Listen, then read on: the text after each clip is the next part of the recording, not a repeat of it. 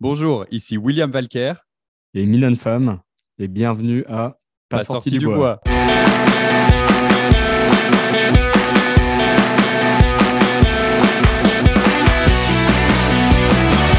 Mesdames, messieurs, votre gagnant, c'est 110 Si tu commences à te sentir bien en courant un ultramarathon, fais-toi-en pas, ça va passer.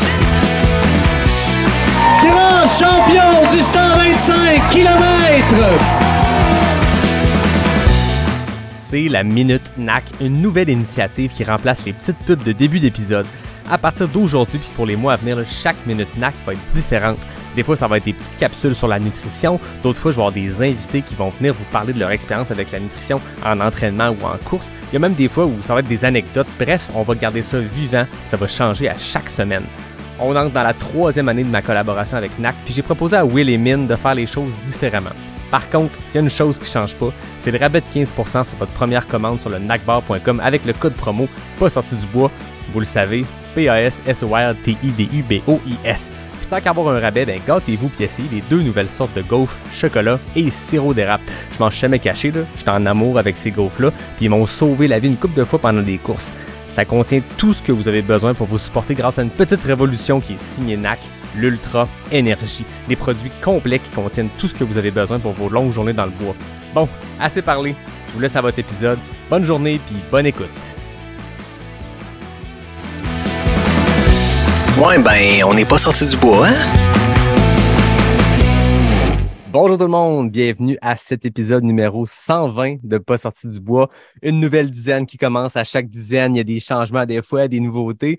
Là, non seulement il y a une nouveauté, vous l'avez entendu en intro dans la petite pub, mais là, je reçois 2 invités que, les gars, je pense que c'est quasiment un sacrilège que ça ait pris 120 épisodes avant de vous recevoir. Vous êtes dans l'aventure Pas sorti du bois, vous êtes impliqués, vous collaborez avec moi depuis quasiment les tout débuts. William, Min, bienvenue à Pas sorti du bois, enfin. Merci Yannick, merci, très content d'être là avec toi. Merci pour l'invitation, Yannick. On est super heureux. Depuis le Mine a temps, hésité à venir quand même Ah oui? parce que justement, il a dit c'est quand même le 120e épisode. On n'a toujours pas été invité à Pas sorti du bois.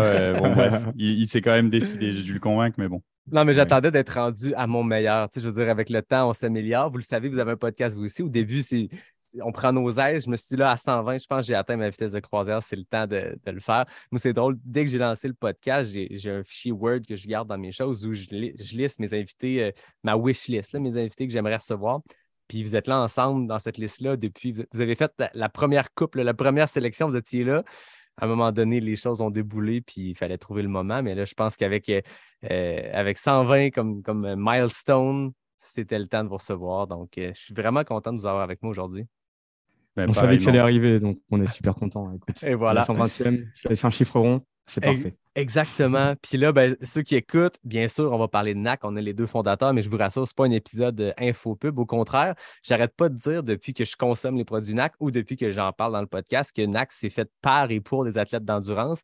Vous le savez, là, il y a des milliers de personnes qui consomment ces produits-là, mais le par les athlètes d'endurance, on les a les 2 aujourd'hui. Puis je vais vouloir qu'on commence d'abord à parler de l'histoire sportive de ces 2 athlètes-là. Puis ensuite, on parlera d'entrepreneuriat parce que je pense que c'est quelque chose qui est super intéressant. Puis de lancer un produit dans un marché comme le Québec, dans un sport comme le sport d'endurance qui est très niche, c'est tout un défi. Puis je suis sûr que votre histoire entrepreneuriale va résonner auprès des gens. Mais là, avant qu'on rentre dans le vif du sujet, les gars, qu'est-ce que vous buvez de votre côté? Will, tu as une bière, je pense? Écoute, j'ai une bière, puis tu vas voir que j'ai Oh bien là choisi. là. Donc, je suis allé avec la Noctem Kitty Kitty Nano IPA, assez légère pour finir cette journée. Elle est Très kitsch un peu, fort. hein. Il y a un chat il y a un chat Ouais, dessus. c'est les designs un peu de Noctem qui sont un peu funky, mais qui sont vraiment cool.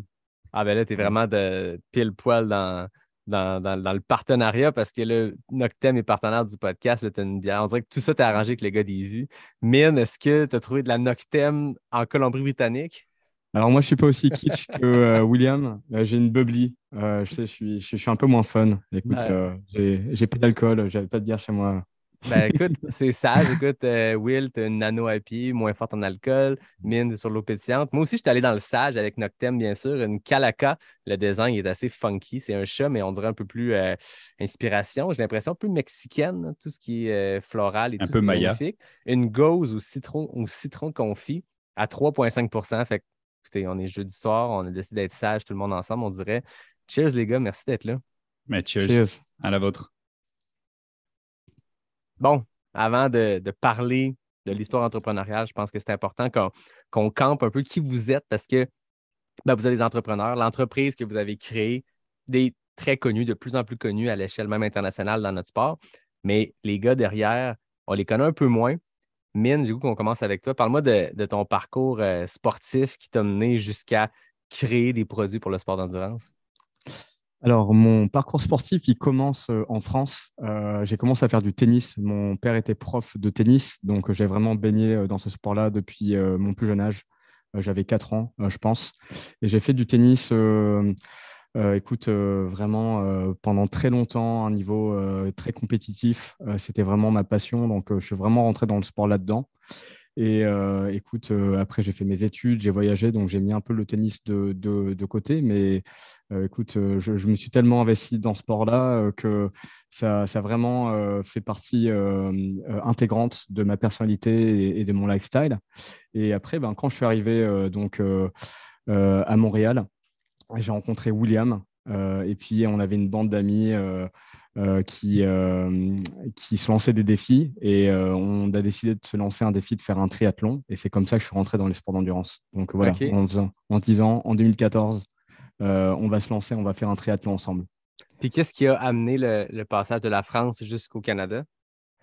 Alors, pour diverses raisons, j'ai fait une école de commerce en France. Après, donc, j'ai voyagé au Vietnam. Je suis d'origine vietnamienne, mais mes parents et ma famille sont de là. Et j'ai fait un stage après pour une compagnie américaine qui s'appelle Groupon, qui m'a amené au Canada pour ouvrir les bureaux de Groupon Canada à Montréal. Donc, c'était une super belle opportunité. Au début, c'était juste un stage. Je devais rester 6 mois. Et ça s'est tellement bien passé, j'étais content. Donc, ils m'ont proposé un poste. Et puis, rapidement, je me suis installé, j'ai fait ma résidence. Et là, ça fait depuis maintenant 12 ans que je suis au Canada, quoi. Wow, c'est ça. En fait, moi, je faisais les petites recherches pour voir un peu. Tu sais, je vous connais, mais je voulais voir un peu les courses que vous aviez faites, autant en triathlon qu'en trail. Et je voyais le petit drapeau canadien à côté de vos noms. Je suis là, OK, cool. On a vu comment ça a été compliqué pour Mathieu Blanchard d'avoir cette citoyenneté-là. Puis ça a été compliqué pour l'entrée au pays. Je me suis dit, là, regarde, William et Mine, c'est fait, c'est chose faite, le drapeau canadien. Et vous avez adopté le Canada, je comprends. Là. Tout à fait, oui. Ah ouais. Ouais, on adore. Puis la première fois que je suis arrivé ici, là, j'ai de suite adoré. Et je pense que aussi ce que j'ai beaucoup aimé, c'est qu'avant le Canada, j'avais fait genre 1 an au Vietnam. Et là-bas, tu as une pollution qui n'est pas possible. Tu as énormément de trafic, c'est vraiment pollué. Et quand je suis arrivé au Canada, j'ai eu vraiment ce bonheur de respirer un air pur, de voir la nature, les grands espaces. C'est pas une grande concentration d'êtres humains et je me suis dit waouh, c'est un luxe. Et moi qui suis genre amoureux de la nature, ça m'a plu de suite et je me suis dit je veux rester ici. Les grands espaces, puis c'est intéressant la portion de pollution parce que ça fait partie aussi de votre démarche entrepreneuriale, tout l'aspect environnemental, on pourrait y revenir. Will, de ton côté, j'ai le goût que tu nous parles de ton parcours sportif jusqu'à cette rencontre-là avec Mine, puis je pense qu'à partir de ce moment-là, on va pouvoir avancer en parallèle parce que vos parcours sportifs semblent avoir été fait main dans la main à travers de ce premier triathlon-là jusqu'à un 125 à Ricana ensemble. Mais parlons de toi, Will. Oui, tout à fait. En fait, ça a été le moment de la réunion. Et en fait, avant ça, un peu comme Mine, moi, j'ai eu une grosse histoire avec le sport, en fait, depuis ma plus tendre enfance. J'ai commencé, tu vois, à 5-6 ans, tu vois, à faire mes premières inscriptions dans des clubs de sport. Puis, je suis passé par une diversité de sports très, très importante jusqu'à la natation. Qui a été le sport que j'ai pratiqué pendant le plus longtemps à partir de mes à peu près 14 ans. 14 ans jusqu'à 20 ans à peu près. Et là, en fait, de manière très compétitive, donc avec des entraînements journaliers et bi-quotidiens très régulièrement, participation, tu vois, dans les championnats de France National 2. Donc, tu vois, quand même un bon niveau et déjà un goût pour les sports d'endurance qui me plaisait dès le début, toute cette recherche un petit peu de la connaissance de soi, de la connaissance de ses limites, de surtout compétitionner contre soi-même avant toute chose, d'essayer de s'améliorer, de peaufiner certains détails pour devenir meilleur en fait dans la discipline. C'est toujours quelque chose que j'ai trouvé intéressant. J'ai toujours aimé aussi cette douleur en fait de se pousser un petit peu justement dans cette zone rouge qui est souvent une zone dans laquelle on va chercher à être confortable dans l'inconfortable. Et je trouve que quand tu t'investis vraiment dans cette démarche d'entraînement pour progresser, tu en récoltes en fait assez rapidement les fruits et c'est tellement gratifiant de se sentir en fait rapide, endurant, à l'aise en fait dans la discipline en allant gravir certains paliers en fait et en faisant des choses qu'on aurait pensé impossibles en fait au début de la pratique. Donc très rapidement, je suis rentré dans un groupe en fait de sport-études. En ayant zéro pratique en fait de la natation à la base et j'ai été projeté en fait de zéro entraînement à genre 4, 5, 6 entraînements par semaine très rapidement. Donc ça a été vraiment intéressant d'avoir cette progression assez rapide. Et puis après ça, un peu comme Mine, j'ai été lancé dans mes études, donc avec une réduction de ma pratique sportive et puis une intensification voilà, des soirées et de profiter vraiment de la vie étudiante à fond. J'étais en école de commerce aussi, donc ça faisait partie un peu de la réussite scolaire, tu vois, de s'intégrer socialement et puis de découvrir cette vie un peu plus fêtarde. Une époque où on ne pouvait pas juste de la nano à pied, je comprends. Là. Non, c'est ça. Là, c'était un peu plus intense. Mais c'est vrai que je ne regrette pas du tout d'avoir profité à fond de ces années-là. Mais quand je suis arrivé après mes études, je suis parti au Québec. Et c'est là que j'ai décidé de me reprendre un petit peu en main, en fait, et d'adopter un rythme de vie un petit peu plus santé. Donc, je suis allé à Sherbrooke. Moi, j'ai atterri à l'université de Sherbrooke pour faire une maîtrise en marketing. Okay. Et là, je me suis connecté tout de suite avec le centre sportif. Je suis allé rencontrer l'entraîneur de natation pour voir si je pouvais rentrer dans l'équipe justement de l'université de Sherbrooke des Verts et Or.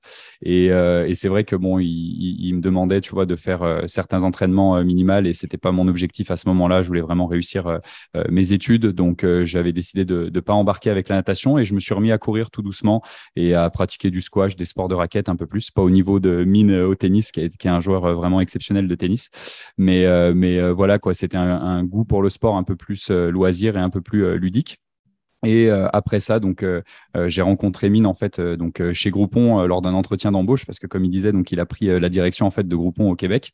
M'a rencontré à la suite de mes études et on a tout de suite accroché en fait lors de notre premier entretien d'embauche. Et l'histoire a commencé à s'écrire à partir de là. Et quelques mois après, en fait, on a eu justement ce lancement de défi avec un groupe de potes qu'on avait en commun sur allez, let's go, on fait notre premier triathlon. Et c'est là que la compétition a commencé à rentrer en jeu et que on sait très bien comment ça se passe dans les groupes de potes. C'était de savoir voilà qui est-ce qui allait remporter ce premier triathlon et donc on a commencé à tous se chambrer et puis à s'entraîner chacun de notre côté, certains plus que d'autres, avec justement la volonté de se pointer sur la ligne de départ, prêt à en découdre les uns avec les autres pour s'amuser à travers ce défi sportif, quoi. Un esprit compétitif, je pense qu'il devait déjà être là dans vos deux cas, Mine avec le tennis, Will avec la natation. C'est sûr que là, avec la testostérone et la compétition de gang de potes, c'est sûr qu'il y avait un côté compétitif. Là, les autres sont pas là pour se défendre. Est-ce qu'on peut savoir qui a gagné dans le groupe de gars? Ok, c'était une belle bataille. C'était une belle bataille, mais de loin, Will et moi, on était les plus rageux, on va dire, et les plus compétitifs. On s'est entraînés vraiment comme des brutes. Et William a fini premier. C'était un triathlon olympique à Tremblant en 2014. OK. Puis j'avais un avantage avec forcément la pratique de la natation, qui était un peu plus inné chez moi et nécessairement une proximité avec les sports d'endurance. Même la course à pied, j'ai toujours couru un petit peu, même si c'était pas du tout compétitif, mais j'ai toujours été assez proche de ce milieu-là. Mais je me souviendrai toujours de Mine qui m'avait doublé en vélo dans cette montée à Tremblant et c'est vrai que là j'avais perdu tous mes moyens. Je me dis c'est pas vrai qu'il m'a déjà rattrapé sur le vélo et du coup je misais vraiment sur la course à pied pour revenir et au final j'ai réussi à finir devant, mais on a eu plein d'autres triathlons où Mine a pu prendre sa revanche, je vous rassure. Et pour l'histoire qui était très très marrant, donc j'avais doublé William donc sur la montée Ryan, je crois, et puis après donc j'étais parti en course à pied et j'avais dû faire une pause toilette, genre un truc comme 1 kilomètre après, et puis William il m'avait juste déposé à ce moment-là Donc, il m'avait vu et puis il était mort de rire. Et puis après, je l'ai plus revu, bien sûr, mais c'était vraiment marrant. Non, mais parce que le pire, c'est que pendant en fait toute la partie de préparation, Mine, il me chambrait en me disant je vais te doubler sur le vélo, je vais te déposer. Et c'était, je pense, dans la montée de Duplessis, mec, que tu m'as mangé. Et là, j'y croyais pas. Je me disais putain, mais c'est pas vrai. Et en plus, je pensais lui mettre vraiment plus de temps que ça sur la natation. Je l'imaginais pas arriver aussi vite. Et là, c'était en pleine montée, c'était pas du tout ma force. Mine était super musculaire et tout ça, et montait vraiment très très bien, hyper léger en fait sur son vélo et tout. Et là, je me suis fait déposer et j'étais dégoûté, quoi. Et les deux, vous dites que vous êtes mis à l'entraînement très sérieux pour ce défi-là, pour l'aspect compétition, mais les deux, c'était votre première fois à s'entraîner dans ce sport-là, dans ces sports-là, dans l'entraînement triple qui est du triathlon. Puis même si c'est le triathlon olympique, il y a quand même une notion d'endurance parce que c'est 3 sports successifs. Après avoir fait du tennis, natation, là, on touche peut-être une nouvelle portion qui est l'endurance. Mine, comment tu as trouvé ça de lâcher la raquette puis de te mettre sur l'endurance comme ça? Honnêtement, j'ai trouvé ça difficile. Pour moi, c'était dur parce que c'était vraiment la découverte d'un tout nouveau sport. Parce que les sports de raquette et les sports d'endurance sont vraiment différents. Dans le tennis, tu as plus une confrontation. C'est plus un combat de boxe. Tu as un gars en face de toi, puis il faut jouer souvent avec la psychologie. Tu as aussi la stratégie, etc. Et là, c'est vraiment différent parce que tu te bats contre toi-même. C'est vraiment, jusqu'où est-ce que tu es prêt à te pousser, à te faire mal, etc. Donc, c'était vraiment une toute nouvelle découverte pour moi. Et justement, Will, il m'a beaucoup aidé pour comprendre c'était quoi le mindset à avoir pour aller performer dans ce sport. Et ça a pris du temps, mais j'ai adoré vraiment tout le process d'apprentissage. Je suis quelqu'un de très, très curieux à la base. Et donc, tout ce qui est nouveau pour moi, c'était vraiment un plaisir d'apprendre. Mais je t'avoue que ça m'a quand même pris pas mal de temps, je dirais, pour comprendre ce que ça prend pour être bon dans ces sports-là. Ouais, puis tu sais, quand on arrive à des sports qui sont plus de rapidité ou d'explosion, tu sais, le tennis en est un. Il y a j'ai déjà parlé à des gens, des coureurs qui arrivaient du soccer, du football. C'était des sports où on est vraiment sur l'explosion. Puis moi, mon parcours, j'ai fait plein de sports, un peu de tennis aussi, mais du football américain aussi. Puis quand tu te mets à courir, même dans les entraînements de football américain, c'est explosif, c'est des sprints, puis même tes entraînements cardio, c'est des 10 minutes à fond la caisse, tu goûtes le sang dans ta bouche. Quand tu te mets à courir la première fois, tu penses qu'il faut aller à cette vitesse-là. Puis c'est drôle parce qu'il n'y a pas si longtemps, je suis retombé dans mon fichier Excel que j'ai depuis 12 ans. Puis ma première sortie de course, j'étais à 4,45. Puis j'étais comme, c'est vite pour commencer la course. J'ai fait 2,5 km puis je voulais mourir. Puis à un moment donné, on m'a appris que réduit la vitesse, tu vas augmenter les durées. Puis à un moment donné, tout ça se place et on apprend là-dedans. Mais quand on arrive du sport explosif, c'est difficile de prendre un pace qui aujourd'hui, on sait que c'est de la zone 1 par exemple ou de la zone 2 où on est très confortable, là. C'était exactement ça. Je me souviens, tu vois, de toi, Mine, qui me rapportait tes entraînements que tu faisais et tu me disais, putain, je suis sorti et tout. Tu avais fait des tours du Parc Laurier à balle. Il courait à fond pendant autant de temps qu'il pouvait. Et puis après, il revenait et tout. Je disais, attends, mais il faut pas tout le temps courir à fond, tu vois. Faut te pacer, faut faire des entraînements différents, tout ça. Mais c'est sûr que quand tu n'as pas baigné en fait dans cette culture-là, tu peux pas le savoir. Donc, faut commencer à découvrir tout un nouveau milieu et changer certains concepts, certaines habitudes que tu as dans ta manière de t'entraîner. Et c'est vrai que Mine, pour ça, il est génial parce qu'il adore, comme il dit, avec cette curiosité, aller apprendre, aller progresser. Et très rapidement, en fait, il s'est mis dans le processus d'apprentissage pour devenir meilleur là-dedans et puis intégrer les différents concepts, quoi. Ouais. Là, vous dites, Will, tu disais, Mine a pris sa revanche sur d'autres triathlons. Il y en a eu combien comme ça des triathlons qui se sont suivis dans les années après cette première expérience-là? Il y en a beaucoup. C'est une bonne question. Ouais. Parce que juste après ce défi-là qu'on s'est lancé, avec Will, on a adoré ça. Donc, on s'est inscrit de suite après dans un club de triathlon, les Chicken de Montréal. Et donc, de là, on a fait genre plein de triathlons. Je pense qu'on a dû faire une quinzaine. Du sprint à l'Olympique, au demi-Ironman, à l'Ironman, à l'extrême Ironman. OK, vous êtes rendu jusqu'à l'extrême Ironman? Ouais, le Canadaman. On a fait la première édition du Canadaman et puis c'était notre premier Ironman aussi. Et c'est comme ça qu'on a découvert vraiment la très longue distance. Ouais. Mais c'est vrai que quand on a eu la piqûre là au début, après on n'a pas arrêté quoi. On se planifiait 3, 4, 5 tu vois, triathlons par saison et à l'époque, ben voilà, on était aussi un peu moins occupés tu sais, que maintenant, une vie familiale aussi un peu plus légère. Et du fait, ben voilà, on s'occupait nos week-ends en allant faire des week-ends en chalet avec les amis et puis en planifiant des triathlons. Et on découvrait aussi en parallèle le Québec comme ça. Donc c'était top pour nous quoi à ce moment-là. Nos copines n'étaient pas très contentes. Hein. Non, non, je confirme. J'ai failli être proche du divorce pour cause de trop d'entraînement de triathlon et trop de participation à des courses. Trouver l'équilibre là-dedans. Hein, puis je suppose que c'est pas plus facile aujourd'hui, Will, avec un premier enfant et un deuxième, on peut-tu le dire? Je sais pas. Oui, tout à fait. Je suis en train de brûler un punch, mais bref, un deuxième en route. Ouais, un deuxième en route. Non, c'est sûr que ça change. Hein. Ça change complètement la dynamique, ça change aussi les centres d'intérêt. Hein. J'ai de plus en plus de temps, envie de passer du temps avec la famille et du fait moins sur les sentiers. Et la problématique un peu de ce sport-là, c'est que c'est un sport qui, même si on peut le pratiquer en groupe, c'est un sport qui reste assez individuel et qui peut te sortir un petit peu justement voilà, de ta famille. Et donc, quand tu vas passer du temps dans les sentiers, tu es absent de ton foyer. Donc, des fois, c'est un peu difficile à gérer, je trouve, surtout quand on veut s'envoyer des gros volumes d'entraînement et qu'il faut faire des grosses sorties la fin de semaine. Puis après, quand tu rentres chez toi, t'es mort. Donc, tu vois, ça devient super difficile après d'être présent bien aussi à la maison. Donc, quand tu essayes de tout faire à fond tout le temps, le business, la famille, le sport, ben, y a des moments où tu te brûles, quoi. Exact. Je pense que ça fait partie de l'apprentissage, ça aussi. On a tout un moment où on en a trop pris, puis à un moment donné, le nombre d'heures de sommeil se réduisait, puis il y a trop d'activités à droite à gauche. Puis à un moment donné, c'est la vie qui te ramène, un peu comme quand tu sors courir autour du parc à fond la caisse, puis à un moment donné, un ami te dit tu as le droit de réduire la cadence, c'est correct. Tu parles des Je me souviens plus de ton pace, Mine. Je sais plus si tu courais à 3 du kilo, mec. 3 du kilo à fond de balle. Ouais. On apprend que c'est pas soutenable à un moment donné, ça. Hein? Ouais. Tu sais, Yannick, tu le sais, quand tu fais des sports plus de vitesse et d'explosion, tes entraînements de course à pied, c'est juste des intervalles, c'est des sprints. Donc, je m'entraînais comme ça parce que c'est juste ça qu'on connaît. J'avais que cette connaissance-là. Ouais. Yes. Tu as parlé, Will, des sentiers, le Canadaman, première épreuve avec peut-être de la montagne et tout ça. À quel moment il y a eu le déclic ou la découverte du trail de votre côté? Bah, en fait, on a découvert le trail au Canadaman. Ah oui, c'est ça. On s'était pas assez bien renseigné sur le parcours.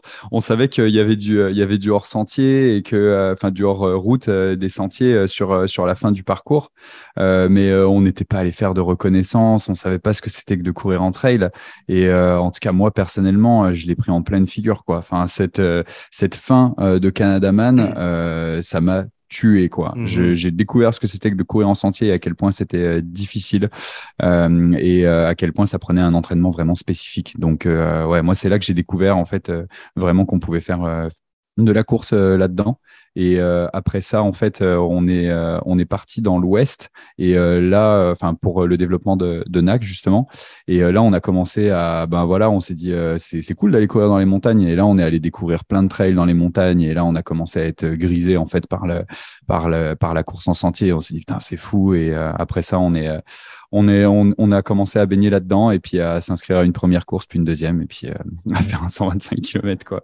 C'était la grande révélation. Quand on est parti dans l'Ouest, là, en van, donc pour faire un peu le lien avec NAC, c'est que on avait donc lancé NAC bien au Québec. On avait fait toute une saison de triathlon. On avait fait le Canadaman. Donc là, on s'est dit, bon, on va aller découvrir l'Ouest canadien, voir à quoi il ressemble le marché là-bas.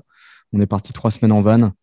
Et donc dans les Rocheuses, puis après à Whistler, on avait passé une semaine à Whistler pour avoir un boost à l'Ironman là-bas. Et donc, ce qu'on faisait, c'est que le matin, on se levait avec Will, on allait nager donc, au lac à côté de Whistler. Et puis, donc, on allait travailler toute la journée. Et puis, le soir, on allait découvrir des sentiers. Et puis, là, on a une révélation de folie parce que on allait dans des sentiers, puis ça s'arrêtait jamais, quoi. On se perdait. Au final, on regardait notre montre. Waouh, genre, on a déjà couru 2 heures. Et on s'est dit, waouh, on va, Ouais, on puis va vraiment faire une à transition. Vancouver et Calgary, là, souviens-toi, tu sais, on s'entraînait tout le temps avec les clubs de course parce que c'était un peu notre méthode pour connecter avec la communauté là-bas. Donc, on écrivait quand on était sur la route, là, en arrivant à tous les clubs de triathlon et tout ça. Puis on disait, quand est-ce qu'ils sont vos entraînements? Est-ce qu'on peut venir s'entraîner avec vous? Tout ça. Puis la plupart des gens, ils nous répondaient de manière positive. Et Ah en oui. fait, on était à 3-4 jours après notre Canadaman, là, donc on était brûlés. Et en fait, là, on se bookait des entraînements matin et soir. Puis on se splittait parce que des fois, on en avait 2 le matin et tout ça. Et donc, on allait s'entraîner avec différents groupes. Et du coup, on découvrait d'autres personnes, d'autres communautés. Et quand on a commencé à monter, en fait, justement, vers Squamish et tout ça, là, on est tombé sur des clubs de trail. Et là, on a commencé à aller s'entraîner aussi avec des clubs de trail, plus dans la forêt. Et on a découvert aussi par cette manière-là, quoi. Et à ce moment-là, quand vous avez découvert la trail suite au Canada Man, ça faisait combien de temps que NAC était lancé? On pourrait revenir à la genèse de tout ça, mais juste pour qu'on le Ben, comprenne dans le temps. C'était 2016, je pense, OK. Fait que c'était les débuts Canadaman, encore. 2017. Je crois que c'était 2017. Donc, Et ça on a faisait lancé en 1 an. 2016. OK. Donc, ça faisait C'était 1 vraiment an, ouais, les, c'est ça. les débuts. Puis aujourd'hui, c'est drôle de voir que vous avez aussi pris ce sentier-là vers justement la course de trail. Je voyais ce que vous avez fait dans les dernières années, puis j'ai pas vu des triathlons, mais j'ai vu beaucoup de courses de trail. Puis on voit que NAC aussi a. Je ne sais pas si c'est une transition, on pourrait y revenir, mais ça reste qu'aujourd'hui, c'est rendu une marque qui est axée vraiment beaucoup sur le trail running. Puis je me rappelle, la première année, quand j'avais été ambassadeur, on était autant de triathlètes que de coureurs de trail. C'est vrai. Et aujourd'hui, il y a une bascule qui se fait, je pense. Oui, tout à Puis il y en fait. a une couple là-dedans qu'on a vu basculer eux aussi du triathlon à la trail. On salue Joanie d'ailleurs, Ouais. Joanie Desroches. Mais il y en a Exact. plusieurs qui ont fait cette bascule-là. Donc, à quel moment on est dans l'Ouest, on découvre les sentiers, puis à quel moment on s'inscrit à une première course de trail pur et dur, là, pas le Canada Man, mais vraiment un événement trail? C'était quand, mine, qu'on a fait tu sais, le Xterra. On Ouais. avait fait, tu sais, on avait fait un 8 km au Xterra et je me demande si c'était pas avant le Canadaman, en fait. Ouais, c'était avant, ouais. Je crois que c'était avant le Canada Man. Je pense que ça devait être cet été-là. C'était le Xterra au lac Beauport, je crois, non? Ouais, C'était pas exactement. très loin. Ouais. Parce qu'on À était Duflay, là-bas je donc crois. pour le triathlon et en fait on restait debout tout le week-end et puis on se calait des entraînements en même temps puis ils nous avaient proposé de courir la course et on s'était dit go et je pense que c'est ça on avait fait je sais plus si c'était un 8 ou un 12 km en trail là-bas dans les sentiers du lac Beauport qu'on avait adoré et puis après le premier en fait Ouais, moi je crois Canada que Man. le premier c'était le Gaspésia le 50 kg du Gaspésia 100 que j'ai fait je pense le 55. Ça commençait d'où? Oui, c'est ça. J'avais pas couru de marathon sur route encore. Mais il y a eu toute une période aussi après le triathlon où on a fait quand même pas mal de routes. On a couru des 10 kilos, des 21. Puis on a fait un marathon après. On a fait un marathon sur route, mais j'ai fait mon marathon sur route après avoir fait de la trail. Je pense que j'avais OK. fait. Ouais, je l'avais fait après le 65 kilos de l'UTHC que j'avais abandonné d'ailleurs. Et j'étais un peu déçu d'avoir abandonné. Je m'étais dit, je me remets un autre truc. Et puis, il y avait 2 semaines après, il y avait le marathon de Montréal. Donc, j'ai fait mon premier marathon comme ça sur route. Mais on a un peu joué entre les deux disciplines. Mais je pense qu'Aspiration, c'est quoi, Mine, toi, ton premier, Moi, premier trail? mon premier vrai donc ultra trail, c'était l'UTHC 65 OK. et c'était en 2019. 2019. OK. Ouais. On l'avait fait ensemble, Will. Peut-être que Ouais. tu avais fait le Gaspésia 50 J'avais fait le avant. Gaspésia avant, j'avais fait le 55 avant, c'était ma première distance. J'étais monté Ouais. avec des amis pour faire un trip en moto en fait en Gaspésie, puis NAC était partenaire du Gaspésia. Donc on avait toute notre Ouais. équipe là-bas et tout, et du coup j'avais couru le 55 kilos et c'était ma première expérience en fait sur du trail, enfin de l'ultra trail on va dire, sur un format plus long, sans avoir vraiment préparé tu sais, de longues distances avant quoi. J'aime ça parce que vous parlez beaucoup on. Je sens qu'il y a eu ce premier Ironman-là qui a été ce premier triathlon-là, pardon, qui a été votre premier triathlon ensemble. Et après ça, cette transition-là de faire plein de triathlons, de découvrir une passion pour le trail, de faire de la route, vous avez évolué comme athlète de course ensemble. C'était important pour vous de se tenir les coudes puis d'avancer là-dedans ensemble? C'était naturel, je pense. Ouais. On était tout le temps ensemble, quoi. Enfin, tu sais, ce qu'on se disait avec Mine, on se voyait plus tous les deux que ce qu'on voyait nos blondes, quoi. Donc, tu sais, on s'entraînait ensemble, on travaillait ensemble, on était tout le temps ensemble, quoi. On passait vraiment tout notre temps ensemble. Donc, les processus, en fait, décisionnels, ils se faisaient au fur et à mesure. On se chauffait l'un et l'autre. Ah, attends, on pourrait faire ça. Ouais, viens, on va aller dans la trail, là, vas-y, on va faire ça. Puis, du coup, ça se faisait au fur et à mesure. Donc, ouais, c'est sûr qu'on était très, très au rond, quoi. Ouais, c'est intéressant de voir. Puis on le sait, là, je veux dire, je sais pas pour vous, mais moi, souvent quand je vais courir, je peux partir avec un problème de job, aller courir, puis revenir, puis c'est réglé. Tu sais, on dirait que le fait d'aller au grand air, d'arrêter d'y penser, mais quand tu as de quoi dans le fond de la tête, ça finit par revenir dans tes pensées. Quand on se perd dans nos pensées en course, des fois, ça va loin. On finit par revenir à un enjeu, un problème, un défi, puis on trouve des solutions. Ça doit être d'autant plus trippant quand on est deux entrepreneurs, deux cofondateurs d'une nouvelle business, puis qu'on va faire nos entraînements ensemble et qu'on peut bouncer des idées, puis cet effet-là du grand air, puis d'être en mouvement, qui amène du sang au cerveau, qui fait rouler les idées. Il doit y avoir des brainstorms qui sortent pas possibles de ces entraînements-là. Là. Ah ouais, absolument, absolument. Ça nous est arrivé plein de fois de pouvoir, comme tu l'as dit, de avoir du recul sur des idées, puis avoir des nouvelles idées, le nombre de fois où soit avec Will ou moi genre tout seul ou Will tout seul, il revient d'une run, ah ouais j'ai eu cette idée, qu'est-ce que tu en penses, ah ouais donc on devrait faire les choses comme ça, pas comme ça. Ça nous est arrivé plein de fois, ouais. Ouais, c'est vraiment c'est quotidien quoi. Enfin, je me surprends à chaque fois quand je vais m'entraîner. Je m'entraîne souvent le matin en fait assez tôt entre 6h30 et 7h30, 8h quoi. Et c'est vrai que tout le temps je me perds dans mes pensées puis je repense à plein de trucs, tu vois, justement du business et tout ça. J'ai des petits trucs qui me trottent dans la tête. Puis je reviens, je prends tout en note et puis après je passe en mode exécution immédiatement. Mais c'est tellement un moyen de prendre du recul et puis de faire tourner un peu le cerveau, mais différemment. C'est comme de penser à rien, mais en pensant finalement quand même à quelque chose. Ouais. Mais ouais, c'est vrai que ça, c'est assez dingue. Et quand on faisait des entraînements ensemble, en fait, il y a même des moments où on se disait, putain, il faut qu'on arrête de parler de travail parce en fait, on est tellement passionné et on l'associe tellement pas au travail qu'on parle tout le temps, enfin en fait on parle tout le temps de NAC quoi. On parle tout le temps de business. Puis avec Mine aussi, ce qu'on adore faire, c'est se projeter dans la vie quoi. Ouais. Tu sais, on est super ambitieux, on a une envie de réussir en fait en entrepreneuriat pour tout ce que ça implique, tu sais, par tous ces enjeux en fait de business par lesquels on est passionné. Et du coup on se projette vraiment tout le temps, tu vois, à plus long terme. Et dire, on va être où dans 10 ans, qu'est-ce qu'on va faire, tu sais, où est-ce que sera rendue l'entreprise. On adore faire ce genre de truc quoi. Ouais, c'est clair, la course au profit de l'entrepreneuriat ou vice-versa. Ouais. Ouais, ce qui est génial, c'est que voilà, on mêle vraiment notre métier, notre passion. On est des amoureux de nature, on est des amoureux de sport. Donc, je pense que quand on s'est rencontré avec Will de suite, ça cliquait genre instantanément parce qu'on avait la même drive pour le sport, pour l'entrepreneuriat. Et ce qui est génial aujourd'hui, c'est qu'avec NAC, voilà, on fait ce qu'on aime, quoi. C'est notre métier, c'est notre passion, quoi. Et quand on va s'entraîner, voilà, c'est un sorte de win-win-win, tu sais, permanent. Ouais. Donc c'est ça qui est génial. C'est ça l'objectif aussi, je pense, dans la vie, c'est de trouver un métier qui nous passionne au point que ça se mêle un peu de qu'est-ce qui était une passion à la base qui est devenu un métier ou lequel est venu avant lequel, là, c'est l'œuf ou la poule. Là, c'est clair. C'est l'entrepreneuriat. Je pense que vous avez étudié en business, vous aviez cette volonté-là de trouver un partner d'affaires, veut pas, d'avoir un compatriote, d'avoir quelqu'un avec qui bouncer des idées, puis la pression retombe sur deux épaules plutôt qu'une. Ça demeure que ça doit être sécurisant et en même temps, ça doit être tellement trippant de pouvoir partager ces idées-là, puis de toujours en parler, puis de faire progresser le truc ensemble. Puis là, 6 ans et plus tard, de voir où c'est rendu, c'est quoi le chemin parcouru. Puis en parallèle, il y a le chemin parcouru dans les sentiers aussi, parce que vous avez vraiment progressé aussi comme athlète d'ultra. Puis j'ai vu qu'en 2020, vous avez fait votre premier UTHC 125.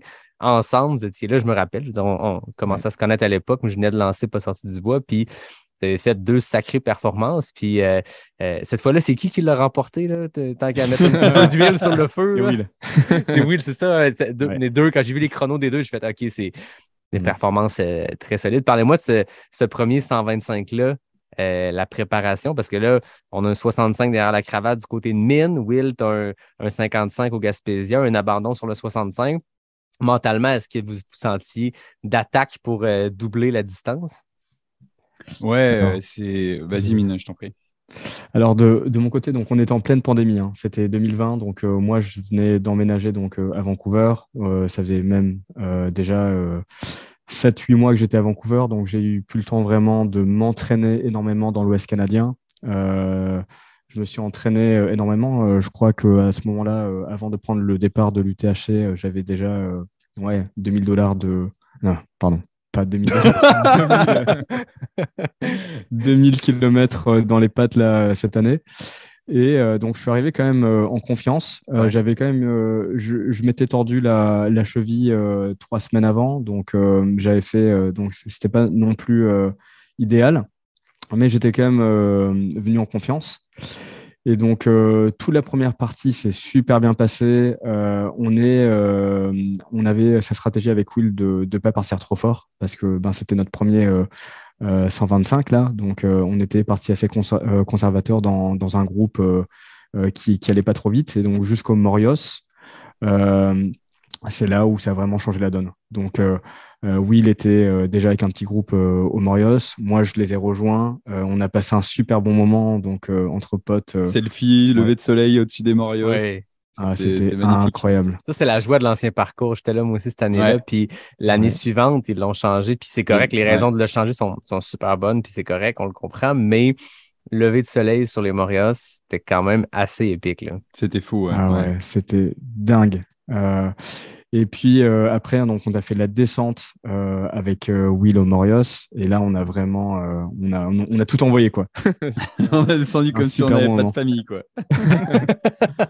On est allé à fond la caisse. On a descendu les Morios et c'est là où la course s'est lancée.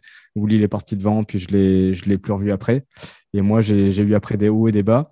Mais vraiment, cette course-là, pour moi, elle m'a fait réaliser que mon entraînement dans l'Ouest canadien, j'avais fait beaucoup de dénivelé positif parce que les montagnes sont plus hautes ici, mais dans des sentiers très, très techniques. Donc, j'étais très bon sur les sentiers techniques, dans les racines, etc. Mais l'UTHC, c'est un parcours où tu as quand même des sentiers qui sont roulants et je n'avais pas travaillé la vitesse. Donc, j'étais trop lent, en fait. Je pense, et au final, je l'ai terminé en 19h et quelques. Ce qui était pas mal, mais je pense que j'aurais pu faire beaucoup mieux parce que j'avais pas assez travaillé la vitesse et le fractionné, etc. Mais surtout la section dont tu parles où Will est parti puis que tu n'as pas réussi à le suivre, c'est exactement là où c'est des minutes précieuses où tu peux aller chercher en courant parce que je pense que c'est la section la plus courable où tu as encore des jambes. En fin de parcours aussi, tu as des petites descentes de 4 roues, mais tu as les jambes démolies, tu as 110 kilos dans les jambes, mais juste après le ravito qui est juste après les Morios, j'oublie le nom, puis la montée, noyée et tout, c'est là que tu peux envoyer. Là. Ouais. Exact, ouais. La marmotte, non? C'est ça. Bref. Ouais. Mais ouais, et en fait, je pense que c'est la première course de trail qu'on a vraiment bien préparée en fait et pris très au sérieux. Je pense qu'au début, sur nos premières participations en trail, on y allait un peu plus à l'arrache, tu vois, avec notre expérience de triathlon, et puis en se disant, regarde, on va passer à travers. Je me souviens que quand j'avais passé la ligne du 50 kg du Gaspésie à 100, je m'étais dit, putain, il n'y a pas moyen que je fasse 1 kilomètre de plus, tu vois, dans ce genre de distance. Et on se projetait déjà à faire justement le 125 de l'UTHC à ce moment-là. Je m'étais dit, putain, mais c'est pas possible, quoi, de rentrer plus de kilomètres. Là, je vois pas comment c'est possible. Ouais. Et du coup, à l'inverse, donc quand j'avais commencé le 65 kg de l'UTHC, je m'étais dit, j'y vais pour aller chercher une performance. Donc là, je veux pas y aller sur un rythme confortable, en fait, pour simplement finir la course. Je veux prendre plus de risques. Et je veux essayer, tu vois, d'aller rapidement sur le parcours et de me pousser vraiment sur 65 km. Et c'est là que j'ai payé, en fait. Et c'est pour ça que j'ai abandonné. Je suis parti très, très fort. Je regardais mes pulses, tu sais, dans les premiers sentiers. La première partie, là, les 8 premiers kilos sont très roulants sur la route. Mais après ça, tu rentres dans la forêt et ça commence à monter un petit peu. C'est technique, tu vois, c'était cool, c'était grisant. J'étais avec tout un groupe devant qui avançait vraiment très fort. Et je disais, putain, on va vite là quand même. Tu vois, genre, il y en a qui m'ont cassé. Je pensais pas que c'était moi qui avais cassé tout de suite. Et en fait, je regardais mes pulsations. Je voyais que j'étais déjà genre à 170, 180 et tout. Je me disais, putain, mais c'est bien trop, quoi. Genre, je vois pas comment ça va fonctionner, mais en même temps, j'avais envie de découvrir, quoi. Donc, j'ai continué à pousser. Puis, à un moment donné, je pense que j'ai commencé à vraiment perdre en lucidité. Je me suis trompé dans le parcours. J'ai fait genre 1 kilomètre de plus. Je reviens sur le parcours, plus motivé, la tête plus là, l'objectif, tu vois, qui était d'aller performer était parti, puis je m'étais cramé, quoi. Donc là, j'ai abandonné, j'étais vraiment déçu et j'abordais du coup le 125 kg de l'UTHC plutôt dans une optique de le finir. Et donc c'est pour ça qu'on se disait avec Mine, on démarre doucement. Et puis, le but, voilà, c'est d'aller au bout. Je voulais pas être trop compétitif. Je voulais essayer de trouver du plaisir dans simplement le fait de passer la ligne d'arrivée. Et moins de me comparer aux autres et de pousser en fait tout le long de la course et de me faire mal tout le long de la course.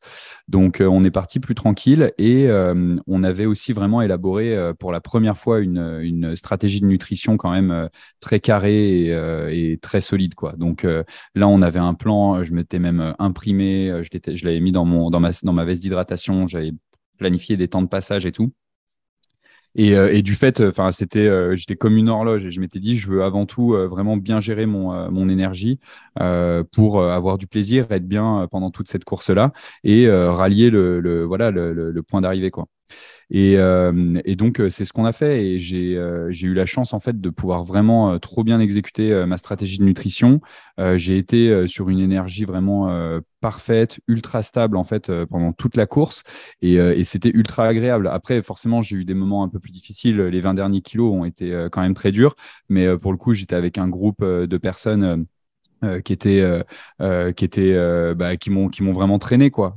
Donc ça c'était vraiment top. Il y avait Christophe Lucier je pense que tu as déjà eu au podcast et c'était top. On a passé un trop bon moment voilà sur toute la fin de course qui m'a permis d'oublier un peu que c'était dur.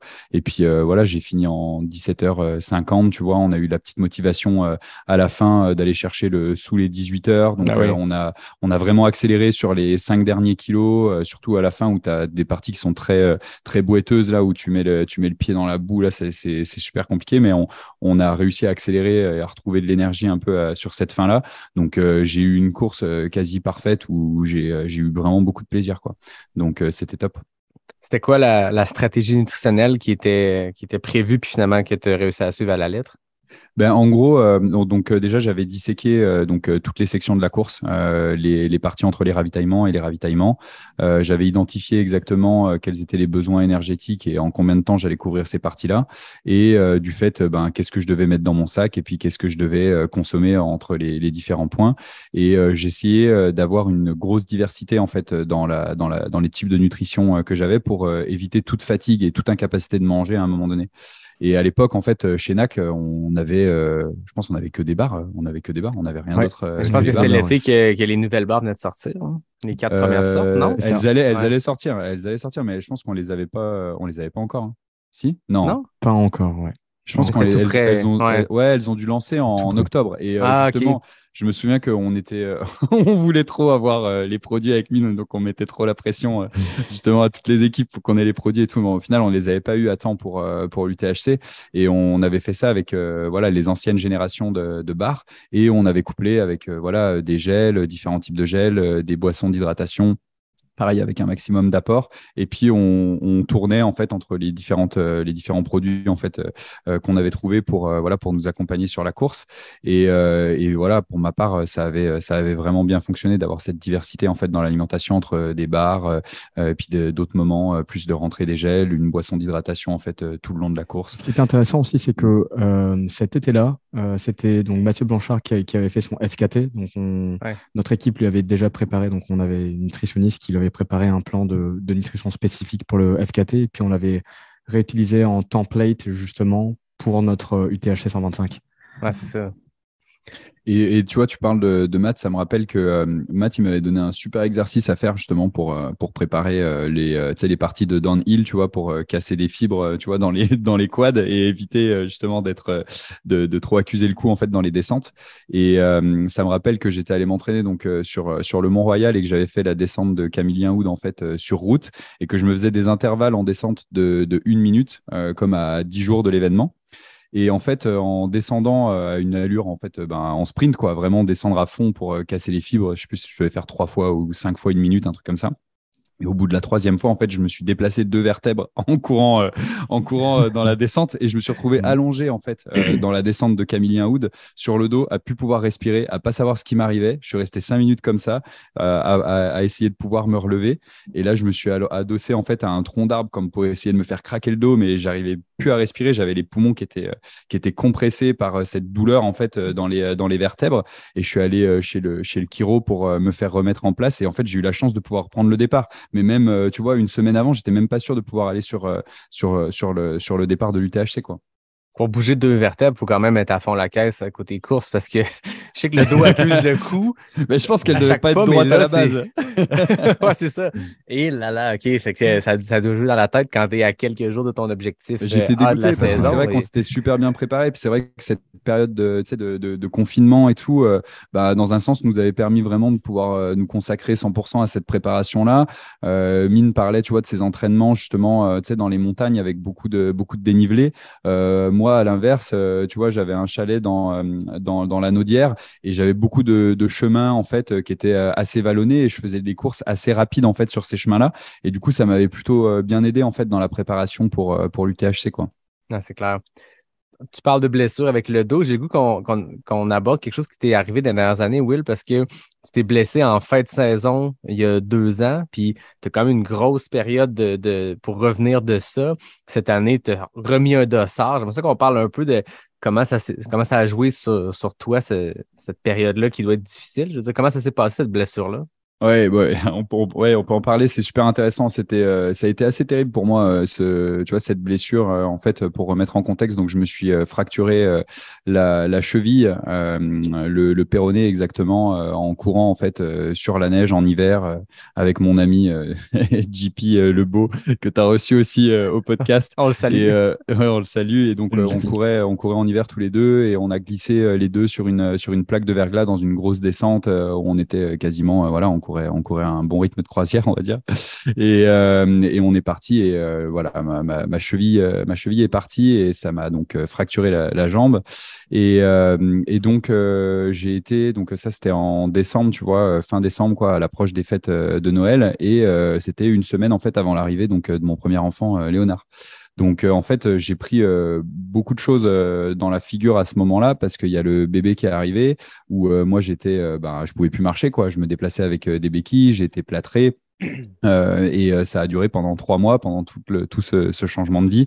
On avait aussi à ce moment-là une période qui était assez difficile avec NAC et du fait, j'avais tout ce stress en plus de ça, voilà, sur les épaules et je pouvais rien faire correctement, quoi. Donc, je pouvais pas être le papa que je voulais être, le mari que je voulais être, à pouvoir justement faire beaucoup de choses et puis supporter l'arrivée du bébé et être hyper actif à ce moment-là et tout ça. Donc, ça a beaucoup cassé mes plans là-dedans. On avait aussi cette période de confinement où on restait enfermé, je ne pouvais plus sortir alors que c'est ma soupape de décompression. Donc ça a été vraiment, je dirais, 6 mois quand même très difficile. J'ai commencé quand même à remettre les baskets au bout de 3 mois. En fait, dès que les médecins m'ont dit c'est bon, tu peux commencer à remarcher, j'ai pris le programme de la clinique du coureur avec toute la stratégie de course-marche. Donc je commençais avec des 1 minute de course, 1 minute de marche. J'avais vraiment l'impression de recommencer à zéro. J'avais encore beaucoup de douleurs, tu vois, même juste quand je marchais, tout ça dessus, mais je me disais, bon, ça fait partie du processus. Donc, j'ai un peu forcé la guérison rapide, ce qui était peut-être pas nécessairement une bonne idée. Et j'ai l'impression que ça m'a vraiment fait allonger un petit peu la durée du problème. Et je te dirais que jusqu'à un peu plus d'1 an, en fait, après la fracture, je ressentais encore vraiment un inconfort, une gêne. J'ai perdu énormément en flexibilité, en fait, sur la cheville. Pourtant, en faisant tous les exercices de physio, bref, tout ce que je pouvais faire pour essayer d'améliorer et de faciliter la guérison.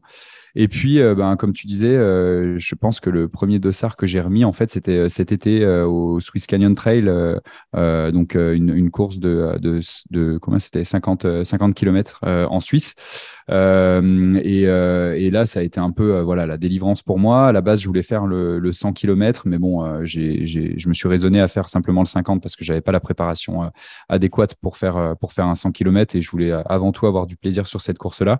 Mais j'ai pu courir voilà, pour la première fois vraiment sans douleur, sans inconfort, 1 an et demi après cette blessure. Donc, ça a été un processus qui a été assez long, assez difficile, qui a touché en fait pas uniquement la sphère sportive, mais aussi une sphère personnelle dans la vie. Et puis le manque d'outdoor et de possibilités de s'oxygéner. Donc voilà, mais là, je suis de retour sur pied, en pleine forme. Et puis, j'ai même couru le 28 km de l'UTHC cet Ben oui. été en duo avec notre team manager Jérémy. Donc, ça a été une super belle expérience et j'essaye d'avoir une approche un peu différente du sport, moins compétitive, plus voilà, dans le plaisir de la pratique et dans le plaisir de l'entraînement en tout temps, quoi. Donc voilà. Moins compétitive, mais vous avez quand même remporté le duo de nuit. Oui, avec un record de parcours au passage. Oui, puis c'est pas gênant parce que vous étiez devant René Morissette et Guillaume Barry je veux dire, Oui, c'est pas... mais attention, ils avaient la couru 50 compétition, kilos là. dans la journée pour aller Oui. filmer tous les sentiers de l'UTHC. Donc, c'était pas des conditions réalistes. Mais en tout cas, on a fait une belle montée justement de mon grand fond avec eux sur la musique des bronzés fonds du ski déguisés. C'était très cool. C'est cool cette course-là. C'est vraiment le c'est duo cool. de nuit d'Aricana. C'est le parcours du 28, mais de nuit, les gens se costument. C'est tout un party quand même, là. Ouais, c'est trop bien et je trouve que de partager le sport comme ça, tu vois, j'ai l'ambition de faire une course comme ça en duo de nuit avec mon père l'année prochaine pour ses 60 ans. Voilà, il découvre tout doucement en fait tout le milieu de la course en sentier et je sens que tu vois, ça commence à l'accrocher, à le passionner aussi. Et donc le but ce serait de faire une petite course avec lui l'année prochaine comme ça sur un duo de nuit que je trouve assez cool en fait comme format, quoi. Mais là, Jérémy perd son partner. Fait que Il y en là, aura d'autres. Mine, est-ce que tu traverses le Canada, tu t'en viens le courir avec Jérémy, là? Parlons de l'histoire entrepreneuriale, l'histoire qui est un peu en parallèle de toute cette histoire sportive-là qu'on vient de jaser. Mais à quel moment il y a eu le déclic de dire ce qui est sur le marché ne nous satisfait pas nécessairement, on a une vision pour quelque chose, puis passer des idées à l'acte? Alors, déjà pour revenir un peu à la genèse, donc quand j'ai rencontré Will, chez Groupon, on a travaillé ensemble, c'était mon bras droit pour développer Groupon dans tout le Canada.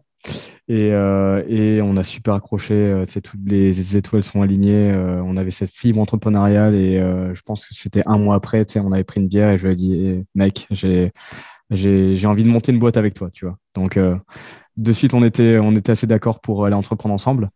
Donc, on a trouvé plusieurs idées. Donc, on a lancé quelques boîtes avant NAC.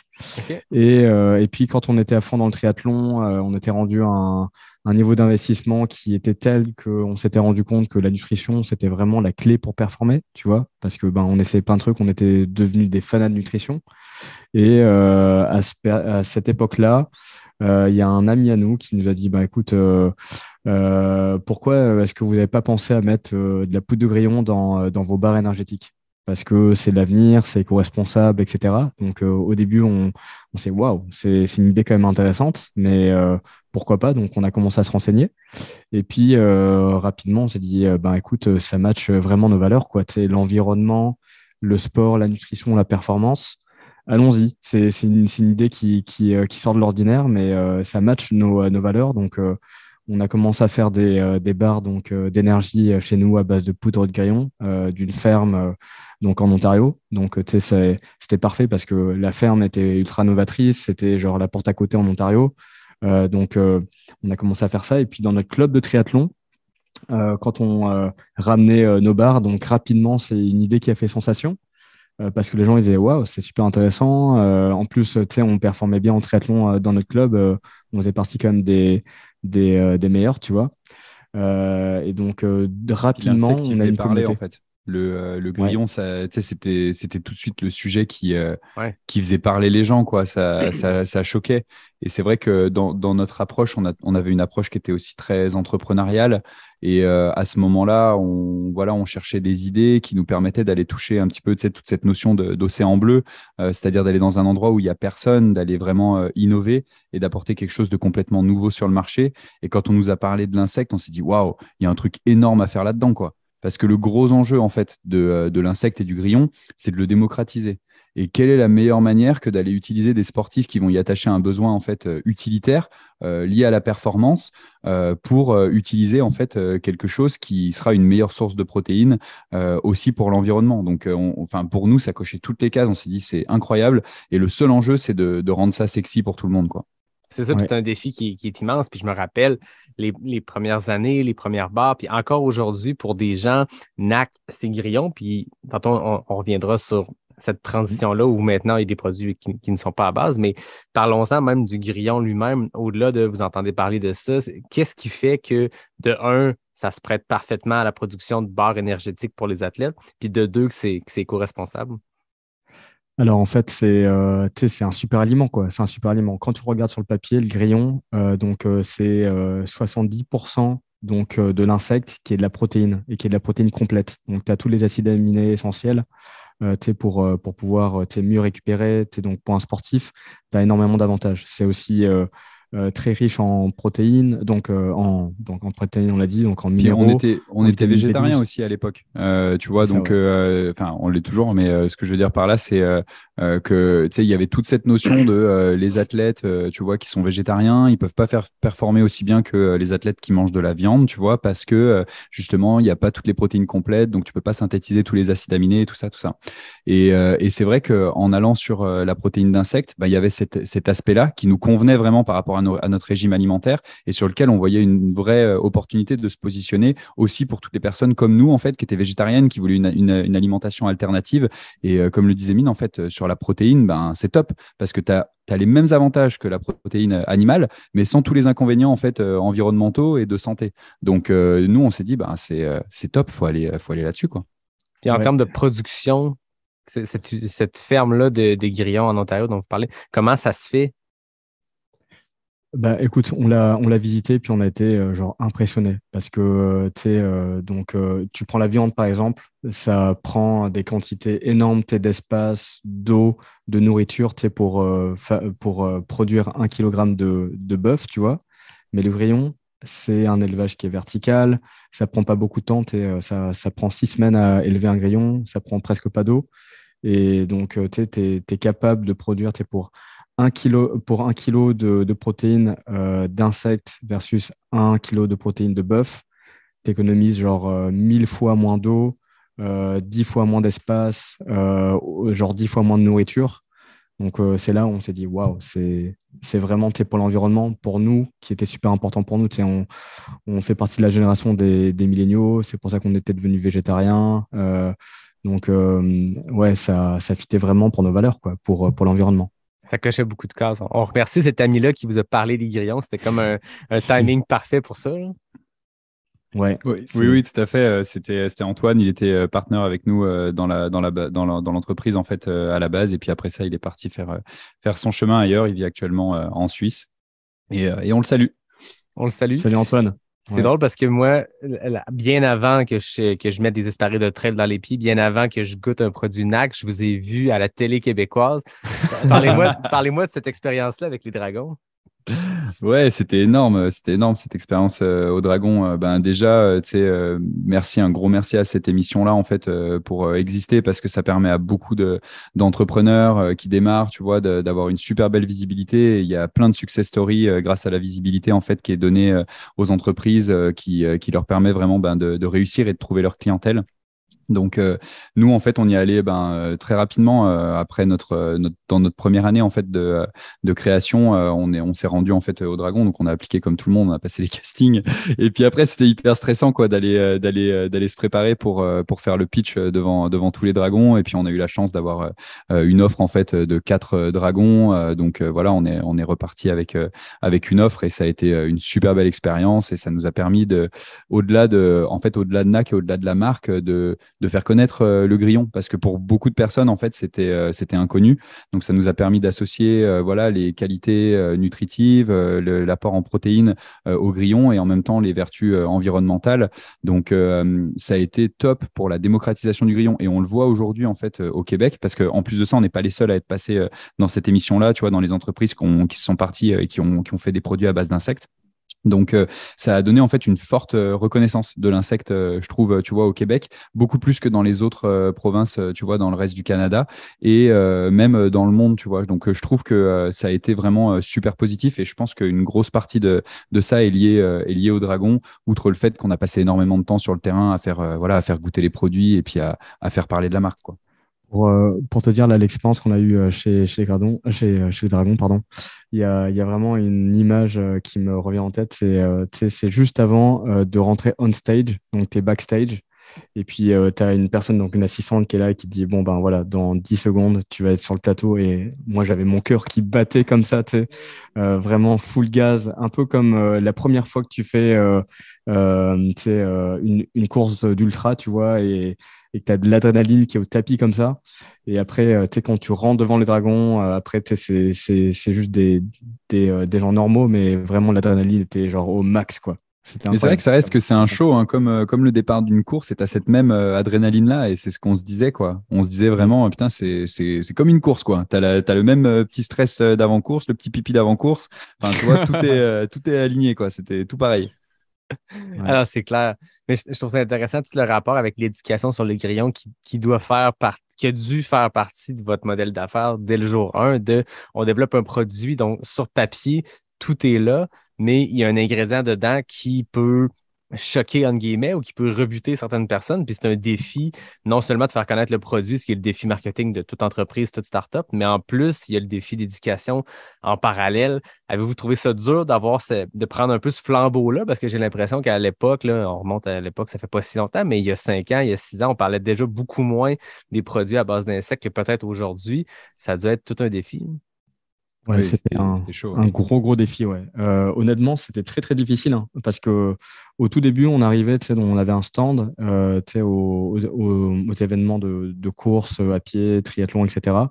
Et puis, on parlait donc de ce nouveau tu sais, produit révolutionnaire. Et puis, il y a des gens qui nous regardaient le grillon et puis ils faisaient la grimace. Hein. Ils étaient pas contents, quoi. Il y en a qui nous regardaient et qui nous parlaient même pas, tu sais, qui partent en courant, quoi. Donc, je t'avoue Arc! ouais, ça a pris quand même beaucoup d'énergie, nous aussi, tu sais, pour démocratiser ça. Mais on était vraiment investis d'une mission. On était convaincus, et on l'est encore aujourd'hui, que c'est important et que ça va changer la donne. Tu sais, ça prend ça. Donc, je t'avoue qu'on a quand même soulevé des montagnes au début même tu sais, pour rentrer dans les magasins. Au début, on était dans zéro magasin. Donc, on allait vraiment toquer à la porte de chaque magasin, on les appelait. Puis, Mais on on a s'est vraiment battu pour tout, quoi. On s'est ouais. battu pour tout. Les gens, ils connaissaient pas. Il fallait expliquer pourquoi il fallait embarquer dans la trend, tu vois, et dire que c'était l'avenir et tout. Et en fait, ce qui était frustrant dans cette période-là, c'est que toutes les discussions produits, en tout cas 90% des discussions produits, étaient orientées sur le grillon, en fait. Ouais. Alors que nous, on avait créé un produit qui était fait pour justement de l'endurance et qu'on avait une barre, en fait, qui sur le papier et sur justement les aspects purement nutritifs était vraiment parfaite pour faire du long. On s'était justement rapproché de nutritionnistes du sport. Enfin, on s'était vraiment renseigné pour créer le produit idéal. On était la première barre dans laquelle il y avait des électrolytes. Tu vois, les électrolytes, habituellement, tu les avais que dans les tablettes ou dans les mélanges d'hydratation. Donc, on s'était posé plein de questions. On était allé trouver le ratio 4:1 entre les glucides et les protéines. Donc, on avait vraiment tout optimisé. Et la discussion retombait souvent sur le grillon, en fait. Et c'était un peu frustrant par rapport à tout le travail qu'il y avait derrière le produit, de parler aussi peu, en fait, du bénéfice produit souvent. Après, les personnes qui embarquaient dans la trend, si tu veux, après ça, ne parlaient plus nécessairement voilà, de l'insecte.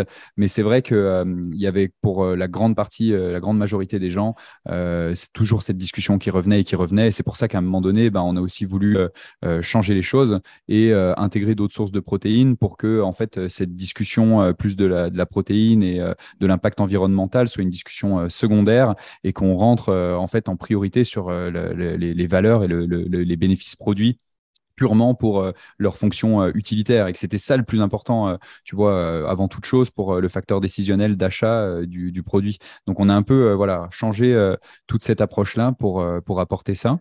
Et du coup, c'est ce qui nous a voilà, poussé à retravailler sur le branding.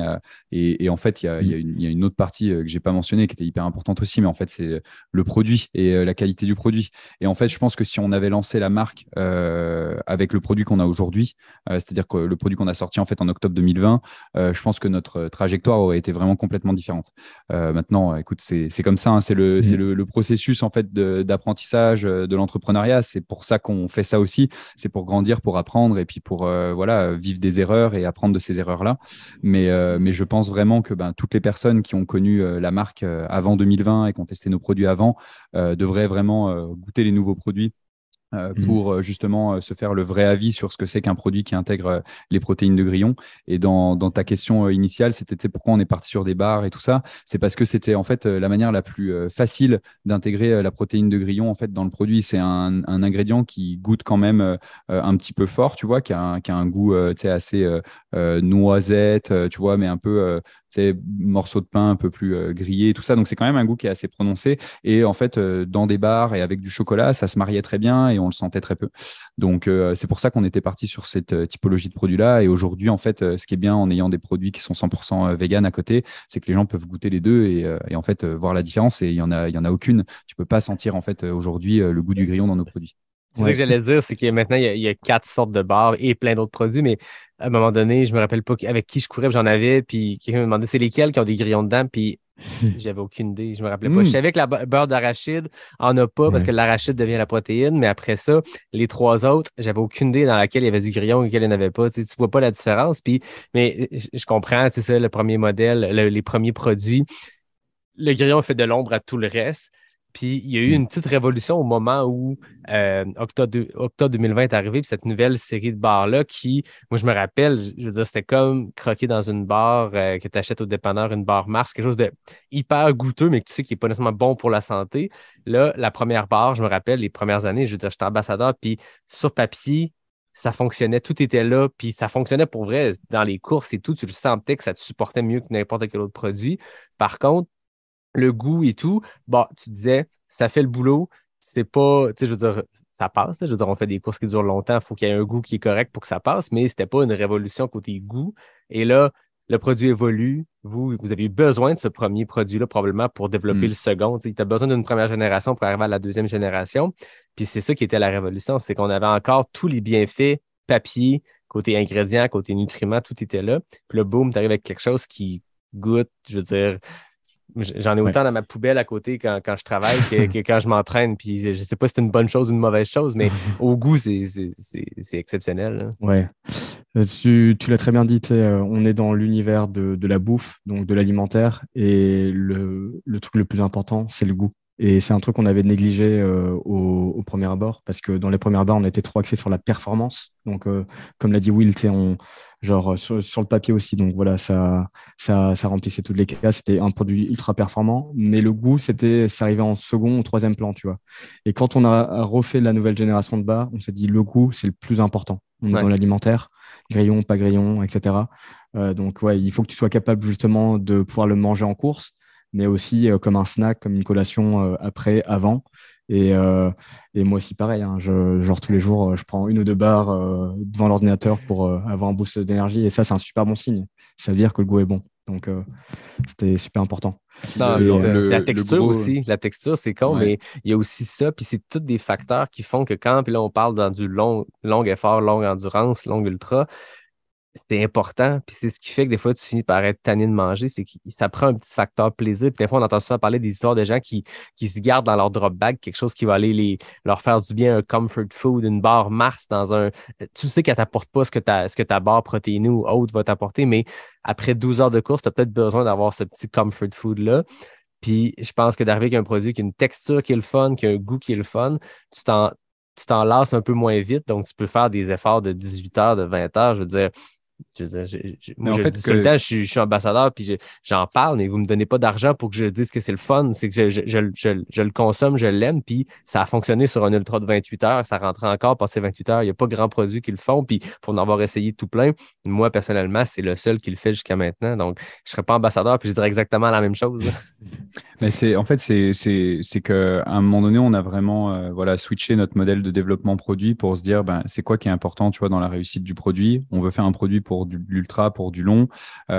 C'est crucial que le produit soit bon, que la texture soit bonne, qu'il s'avale facilement, que tu puisses le manger en fait sur une longue période de temps. Sinon, tu réponds pas en fait aux besoins primaires du produit que tu es en train de créer. Donc, du fait, on a réaligné toutes les priorités dans le développement de produits. Et puis, comme Mine le disait, le goût, la texture, tout ça, c'est devenu un de nos critères principaux. Évidemment, tu vois, on le fait sans faire de compromis sur la performance et sans faire de compromis sur l'aspect environnemental non plus. Donc, tu vois, tu ne retrouveras pas d'huile de palme dans nos produits parce que ça fait goûter meilleur, quoi, tu vois. Donc du fait... on a vraiment changé le focus et je pense que c'est là en fait qu'on a réussi à créer ce produit qui nous amène là où on est aujourd'hui avec la réussite qu'on voit de NAC au Québec et puis comme tu disais dans le reste du monde aussi quoi. Et tu l'as très bien dit, si tu as un produit super performant, mais que tu es tanné et que tu es incapable de le manger au bout de 15 heures d'effort, tu ne le mangeras pas, donc il ne sera pas performant. Donc, un truc que tu es capable de manger et d'avoir ce plaisir, parce que avoir le plaisir de manger quand tu es en train de courir pendant genre 15 heures dans la forêt, c'est clair, c'est super important. C'est la base. Ouais, puis tu sais, tu peux te faire un plan nutritionnel dans un beau fichier Excel puis prévoir chaque gramme de glucides que tu vas ingérer à chaque minute, chaque heure. À un moment donné, ce plan-là va prendre le bord à un moment ou à un autre, ou si tu t'en tiens à ce plan-là, à un moment donné, ça ne rentrera plus parce que ça varie, puis il y a tellement de facteurs qu'on ne contrôle pas qui peuvent arriver qu'il faut être capable de jazzer puis de changer un peu. Puis ce qui est le fun, c'est que là, maintenant, il y a d'autres produits qui sont ajoutés à votre gamme. C'est qu'on est passé d'une première génération de barres, une deuxième. Puis j'ai l'impression qu'après ça, ça a explosé. C'est devenu à vitesse. Vous avez changé, vous avez enfilé en 5e vitesse. Je ne sais pas, vous avez pesé sur le gaz parce que là, on est arrivé avec les gaufres, les barres caféinées, les poudres Ultra Énergie et maintenant, le Drink Mix. Ça a été pas une révolution, mais je veux dire, ça a été une évolution à vitesse grand V. Est-ce que c'était des choses qui se préparaient tranquillement, puis à un moment donné, bam, tout est sorti en même temps? Comment s'est passée cette duplication de produits? Ouais, en fait, j'y vais, Will. En fait, à ce moment-là, en gros, on a pris cette période du confinement pour aligner vraiment notre stratégie long terme.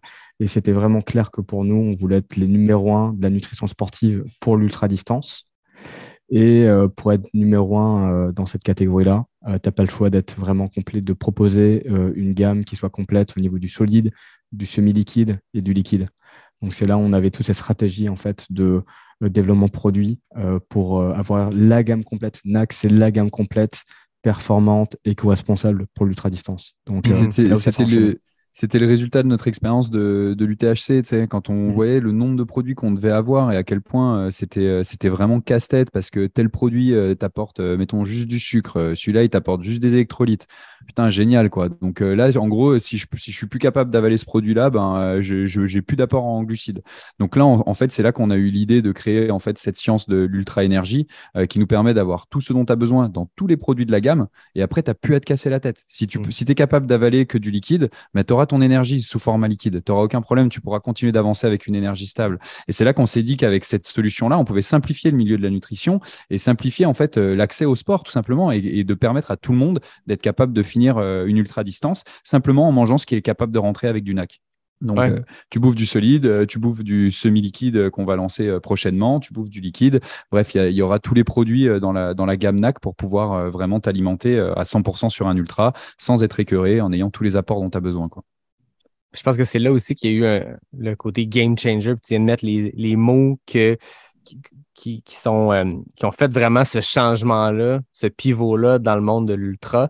C'est l'ultra-énergie. C'est de se dire qu'on a plus besoin d'une duplication de plein de produits pour arriver à nos fins. Puis comme tu dis, il faut réussir à rentrer toutes ces choses-là dans la même heure ou dans le même bloc entre deux ravitaux pour réussir à aller chercher tout ce qu'on a besoin. Et là, tu as de tout. Puis moi, je raconte tout le temps que quand plus rien rentre, les gaufres rentrent encore. Tu sais, à la CCC, je veux dire, il n'y a plus rien qui rentrait à partir de Valorcine. Je confirme que les 2 dernières montées, la petite gaufre casse en 4, prenait le temps de la manger, elle finissait toujours par passer. Puis même si tu te dis en termes de calories, je pense que la gaufre, je ne veux pas dire n'importe quoi, elle est 140. Tu te dis, j'ai réussi à en rentrer une par heure. C'est pas suffisant, on s'entend, mais l'estomac est démoli. C'est une course qui est brutale. Au moins, j'ai réussi à rentrer quelque chose autre que du coke. Puis, on sait, on a tous déjà fini un ultra sur le coke, mais il en manque pas mal plus que là, tu réussis d'avoir une combinaison, tu vas chercher ton sucre dans le coke, puis dans ta gaufre qui semble anodine, qui passe, puis qui est toute petite, au moins, tu vas aller chercher un peu de tout pour réussir à finir puis te rendre jusqu'au bout. Puis ça, c'est le meilleur exemple. Et moi, il y a un moment où je perds le contrôle de l'estomac parce que j'oublie de manger ou je mange trop. Il y a une erreur qui se fait en cours de parcours, mais au moins, je sais que j'ai toujours la gaufre qui va venir me sauver la vie puis qui va aller me donner un peu ce qui me manque partout, là. Génial. Ouais, les gaufres, elles font un carton. Vraiment, tout le monde nous donne le même feedback là, pour le pendant. C'est incroyable. Puis les 2 nouvelles saveurs. Quand il y a juste ça qui rentre, tu es content de pouvoir alterner entre 4 variétés et non 2. Ouais, c'est ça. On a eu beaucoup le retour que ça prenait plus de diversité dans les gaufres. Et puis du fait, ben voilà, on a pallié à ça en lançant les deux nouvelles saveurs en octobre. Donc chocolat et sirop d'érable, en plus pour toucher à nos racines d'ici. Et puis c'était top, quoi. Ah oui, exact. Vous êtes des gars qui avaient beaucoup d'ambition. On le sent dès les premiers balbutiements de NAC, il y avait cette ambition-là. Aujourd'hui, je vous entends, puis on dirait que la passion est encore autant présente 6 ans plus tard. L'ambition, moyen, long terme pour NAC, c'est quoi? Alors, Les numéros 1. Ouais, c'est d'être les numéros 1 donc de la nutrition sportive pour l'ultra-distance partout dans le monde. Et on pense que vraiment, c'est notre DNA, là, c'est vraiment ancré dans notre histoire. On est des passionnés d'ultra, on a la communauté on a des ambassadeurs qui sont incroyables. Je pense que la spécificité de NAC aussi, c'est qu'on est vraiment ultra connecté à notre communauté et que tous les produits qu'on développe aujourd'hui sont la résultante d'un process qui a été vraiment défini de aller chercher le besoin, de essayer de comprendre quel problème on va résoudre chez nos athlètes pros. Donc, tous nos produits sont développés donc, en collaboration étroite avec les Mathieu Blanchard, les Marianne Hogan, les Thibaut Garivier, etc., qui nous permettent vraiment de comprendre comment on va résoudre les problèmes des top athlètes et comment on va amener ça à tout le monde, voilà, Ouais. À la masse. Exact. Puis au final, ce qui marche, peu importe le niveau. S'il y a bien quelque chose où le commun des mortels qui fait le mid-pack ou le backpack d'un ultra ou une Marianne Hogan de Mathieu Blanchard, c'est que tout le monde doit consommer. Puis moi, j'aime toujours l'expression que l'ultra, c'est une compétition de nutrition dans laquelle il y a un petit peu de course. Mais au final, c'est ça, on le disait tantôt par rapport à vos premières expériences en triathlon. Puis n'importe qui va aller se pousser sur un effort moyen long. On le sait que la nutrition est clé là-dedans parce que quand tu réussis plus à rentrer quelque chose ou quand tu ne consommes pas les bonnes choses, tu vas avoir des carences. Puis c'est là que les jambes se mettent à te faire mal. Puis on l'a tous vécu, l'expérience où tu te dis après 30 kilos, mes jambes sont démolies. Puis à un moment donné, tu reprends le dessus sur ta nutrition, puis ça se règle. Puis c'est une compétition de nutrition rendue là, que ton objectif soit de gagner l'UTMB ou de le finir avant la fin du cut-off. Ça demeure le même objectif. Bah, tu as toujours 3 piliers, de toute façon, dans de l'ultra et dans n'importe quelle compétition d'endurance. Hein. C'est la tête, les jambes et l'estomac, quoi. Donc, il faut arriver à donner le carburant dont tes jambes elles ont besoin et puis à être bien préparé aussi mentalement pour aborder un gros événement. Et c'est la résultante de ces trois gros piliers-là que tu dois travailler, quoi. Ouais, c'est clair. Les gars, c'était un plaisir de jaser d'entrepreneuriat de sport avec vous. C'est quoi les prochains défis sportifs? Revenons aux athlètes. J'ai vu que Mine t'a fait le Squamish 50-50, puis pas gênant d'ailleurs, 8e place au général. Ça, c'est une course où tu fais un 50 miles le samedi, le 50 col dimanche, c'est ça? C'est ça, ouais. C'était une expérience incroyable. Félicitations d'ailleurs. Écoute, merci beaucoup. C'était vraiment génial. Et pour une première participation, je m'étais super bien entraîné pour ça. Et donc, je pense que l'année prochaine, je vais sûrement faire un 100K. Je pense pas que je vais faire un 100 miles parce que ça demande quand même beaucoup, beaucoup de temps. Puis, on a un programme très, très chargé avec NAC. J'ai pas encore vraiment défini tout mon planning pour l'année prochaine, mais je vais sûrement mettre un 100K quelque part, donc au Canada ou aux États-Unis. Et puis après, avoir des petites courses autour qui vont permettre de motiver, de m'atteindre, de m'aider à atteindre ce palier-là. Donc sûrement genre un 30, un 50 avant ça. Oui, de ton côté, qu'est-ce qui t'attend en 2023 côté course? Écoute, je pense que j'irai. Donc, j'ai le deuxième enfant qui arrive là dans quelques semaines. Donc, j'ai un peu, tu vois, réduit mes ambitions sportives pour l'année prochaine, mais assurément, je m'alignerai sur une course probablement aussi autour des 100 kilos, avec pour objectif en fait d'avoir les points nécessaires pour participer à la Diagonale des Fous. Ça fait plusieurs années qu'on convoite cette course et qu'on veut aller y participer avec Mine et puis d'autres amis. Donc, écoute. Le but, ça va être à un moment donné d'aller s'aligner sur cette course-là. Et puis après, en fait, j'ai envie d'aller participer à pas mal d'autres grandes courses. Hein. L'UTMB, c'est une course qui me fait de l'œil aussi. Voilà, il y a pas mal de gros ultras sur lesquels j'aimerais aller. Et puis, dans tous les cas, je pense qu'on s'y déplacera aussi avec NAC. Donc, même si c'est juste des reconnaissances, tu vois, de parcours, d'aller courir dans ces environnements-là, c'est top. J'ai été à Chamonix cet été pour l'UTMB. et pour le marathon du Mont Blanc. Donc, ça m'a permis encore, tu vois, d'aller passer du temps dans les montagnes, donc d'associer encore l'utile à l'agréable. Et c'est vraiment quelque chose, tu vois, sur lequel je prends énormément de plaisir et que je veux continuer à garder. Donc, on va voir un peu pour les objectifs de l'année prochaine, mais un des gros objectifs, ce sera d'aller participer à la Diag, c'est sûr. Très cool. Écoute, pour des gars dont la passion, c'est le sport, d'être dehors, d'être à l'extérieur, en plus d'avoir cette volonté-là de faire de l'entrepreneuriat, d'être vos propres patrons, je trouve que vous avez vraiment tout mis ça ensemble dans NAC parce que là, on peut aller faire une course comme coureur dans votre cas Ouais. et tant qu'à être là, faire de la représentation puis faire du développement des affaires parce que, je veux dire, on est sur place, on est aux côtés de l'athlète qui ont besoin de savoir ce qui est NAC. Fait que j'ai l'impression à vous écouter, je ne veux pas vous mettre des mots dans la bouche, mais que vous avez comme trouvé votre parfait équilibre entre tout ce qui vous passionne, tout ce que vous aimez, mettre ça dans une boîte, puis ça fait le package parfait. Hein. Mais c'était le rêve pour nous, tu vois. Tu sais, on a voulu quitter Groupon justement pour faire vraiment quelque chose, tu vois, qui nous passionne et dans lequel on s'épanouisse. Enfin, tu passes tellement de temps à travailler dans ta vie, tu vois. Enfin, autant que cette partie-là soit quelque chose d'ultra enrichissant et c'était vraiment un de nos objectifs entrepreneurial et de vie. De trouver quelque chose voilà, dans lequel on s'épanouisse et puis qui nous permette de mêler en fait vie professionnelle et vie personnelle, tu vois, sans parfois en voir les limites. Donc non, on est super chanceux de pouvoir vivre ça de cette manière-là. Non, c'est cool de vous écouter, de vous entendre. Les gars, j'ai compris la fibre compétitive entre vous deux. Vous le savez, ça fait 120 épisodes que je termine avec les questions éclairs NAC. D'habitude, quand j'ai un duo, je change la formule. J'y vais avec une formule sans la vitesse, puis on est plus à voir si les deux personnes se connaissent bien. J'ai comme pas de doute à vous voir que vous auriez eu 10 sur 10. Vous vous connaissez, vous êtes comme un vieux couple. À la place, on va faire une compétition de questions éclairs NAC. Vous serez en compétition avec les autres qui ont participé par le passé, mais des fois, la distance fait qu'il y a un petit délai. Par contre, les deux, vous êtes dans les mêmes conditions. On va pouvoir comparer. Puis j'ai 2 séries de questions différentes. Fait que vous pouvez même écouter l'autre puis voir ses réponses, parce que vous n'aurez pas les mêmes. Fait que le hasard a fait que, pile ou face, William, c'est toi qui commence. Allez, vas-y, feu. Tu me dis quand tu es prêt, on calcule ça, le chronomètre, puis après ça, mine, ça va être le temps à battre. Allez, vas-y, je suis prêt. Route ou trail?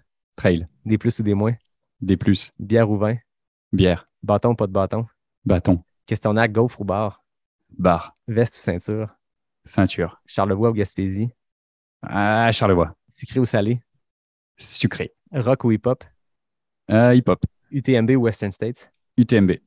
18 secondes, William. C'est une marque très... T'as mis la barre haute pour Mine. Ah, tu vois, je suis déçu quand même. Mais écoute. J'ai aimé quand même, j'ai senti que tu as pris le temps de répondre. Moi, je raconte toujours la fois. Oui, où, alors je voulais pas répondre des bêtises. Voilà, je raconte tout le temps quand Jeff Cochon, l'épisode 4, j'y demande route ou trail. Jeff, route. Je pars à fond de trail. Route. Quoi? Donc, 18 secondes est le score à battre. Je rappelle que je pars le chronomètre lors de la première réponse de mon invité. Donc, il faut que je garde les mêmes paramètres pour comparer des pommes avec des pommes. Mine, prêt? Oui, prêt. Route ou trail? Trail. Été ou hiver? Été. Sentier roulant ou technique? Technique. Monter ou descendre? Montée. Question d'acte. Melon d'eau ou lime? Melon d'eau. Sucre ou casquette? Casquette. Minimaliste ou maximaliste? Minimaliste. Chat ou chien? Chat. BC ou Québec? BC.